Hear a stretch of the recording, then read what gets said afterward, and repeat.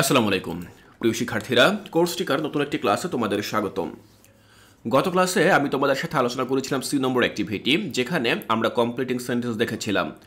আজকে আমরা আলোচনা করব লিসন 3 থেকে ডি নম্বর এই অ্যাক্টিভিটি।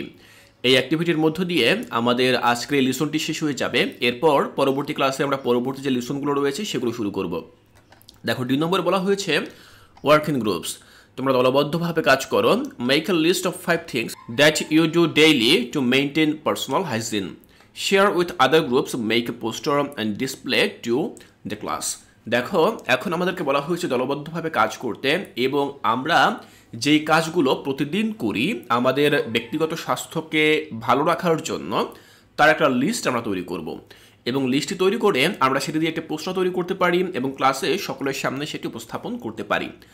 তো চলো দেখে নিচ্ছি যে আমরা কিভাবে লিস্টটি বা এই তালিকাটি তৈরি করতে পারি। শিক্ষার্থীরা, আমরা আলোচনা করছিলাম ইউনিট 3, যার নাম হচ্ছে হেলথ অ্যান্ড হাইজিন, এবং লিসন 3 এর নাম হচ্ছে হাইজিন। দেখো, আমাদের বিষয়বস্তু হচ্ছে a list of 5 things that I do daily to maintain my personal hygiene.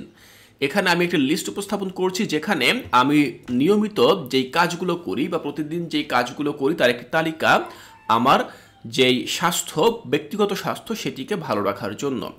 তো যেহেতু এখানে বলা হয়েছে পার্সোনাল হাইজিন অর্থাৎ ব্যক্তিগত স্বাস্থ্য, আমি আমার বিষয়গুলো এখানে লিখে রেখেছি।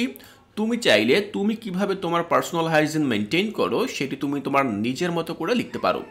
তো দেখো, আমি এভাবে লিখেছি। প্রথম যে কাজটি সেটি হচ্ছে brush my teeth twice a day. আমি দৈনিক 2 বার দাঁত মাজি। এবং আমি লিখেছি, দেখো, after breakfast and supper to keep my teeth clean and free from bacteria. আমি ব্রেকফাস্ট এবং সাপার অর্থাৎ রাতের খাবার এগুলো খাওয়ার পরে আমি কি করি, আমি দাঁত মাজি ক্লিন রাখার জন্য আমার দাঁতগুলো, এবং ফ্রি ফ্রম ব্যাকটেরিয়া অর্থাৎ ব্যাকটেরিয়া মুক্ত রাখার জন্য। দ্বিতীয় যে কাজটি করি সেটি হচ্ছে টেক এ বাথ এভরিডে। আমি প্রতিদিন গোসল করি। To keep my body fresh and free from dirt and bacteria. আমি আমার শরীরটাকে ফ্রেশ রাখার জন্য, সতেজ রাখার জন্য, এবং ধুলাবালি ময়লা এগুলো থেকে মুক্ত রাখার জন্য, ব্যাকটেরিয়া থেকে মুক্ত রাখার জন্য আমি দৈনিক গোসল করি। পরবর্তী যে কাজ সেটি আমি করি সেটি হচ্ছে ওয়াশ মাই হ্যান্ডস। আমি আমার হাত ধুই।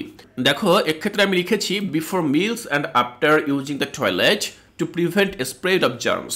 আমি খাবার পূর্বে এবং টয়লেট ব্যবহার করার পরে আমি হাত ধুই to prevent the spread of germs অর্থাৎ জীবাণু যাতে ছড়িয়ে যেতে না পারে সেটিকে দূর করার জন্য আমি হাত ধুই।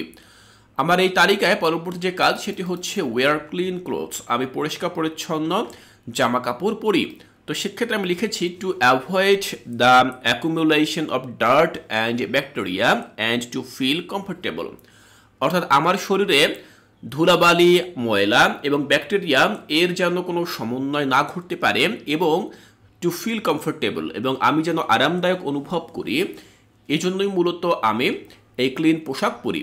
পরবর্তী যে কাজটি সেটি হচ্ছে কাট মাই নেলস রেগুলারলি। আমি আমার নখ, হাতের নখগুলো, হাত পায়ের নখগুলো রেগুলার কাটি। To keep them clean and prevent any dirt build up under the nails. আমি নখ কাটি এজন্য যাতে করে আমার নখের ভিতরে কোনো প্রকার ময়লা যেন সেখানে না জমে। তাহলে শিক্ষার্থীরা, আমরা ঠিক এভাবে লিখতে পারি। এখানে আমি 1 থেকে 5 পর্যন্ত 5টা কাজের কথা উল্লেখ করেছি, যে কাজগুলো আমি রেগুলার ফলো করি আমার পার্সোনাল হাইজিন বা ব্যক্তিগত যে সুস্থতা রয়েছে, স্বাস্থ্যবিধি রয়েছে, সেটিকে ভালো রাখার জন্য। তো তোমার ক্ষেত্রে ভিন্ন কিছু কথাও এখানে যুক্ত হতে পারে, কারণ প্রত্যেকের পার্সোনাল হাইজিন কিন্তু আলাদা আলাদাই হবে। সবারটা কিন্তু একেবারে যে সেম হবে, হুবহু একই রকম হবে, বিষয়টা কিন্তু এমন না। তুমি তোমার মতো করে এখানে লিখবে যে তুমি কিভাবে তোমার নিজের পার্সোনাল হাইজিন মেনটেন করো। আমি আমার মতো করে লিখেছি, তবে আমারটা দেখে তোমরা ধারণা পেতে পারো যে ঠিক কিভাবে এটি লিখতে হবে। আমি আশা করছি এখান থেকে তোমাদের বুঝতে আর কোনো অসুবিধা নেই। শিক্ষার্থীরা, ডি নম্বর এই অ্যাক্টিভিটির মধ্য দিয়ে আমাদের ইউনিট 3 এর লিসন 3 শেষ হয়ে গেল। এর পরবর্তী ক্লাসে আমরা চলে যাব লিসন 4-এ, যার নাম হচ্ছে ডায়লগ। এবং এই ডায়লগ লিসনটি থেকে যেই কাজগুলো থাকবে প্রতিটি কাজই কিন্তু আমি তোমাদেরকে খুব সহজভাবে এবং সুন্দরভাবে বুঝিয়ে দেওয়ার চেষ্টা করব। তাই কোর্সটিকায় এর পরবর্তী ক্লাসগুলো দেখার আমন্ত্রণ জানিয়ে আজকের এই ক্লাসটি এখানেই শেষ করছি।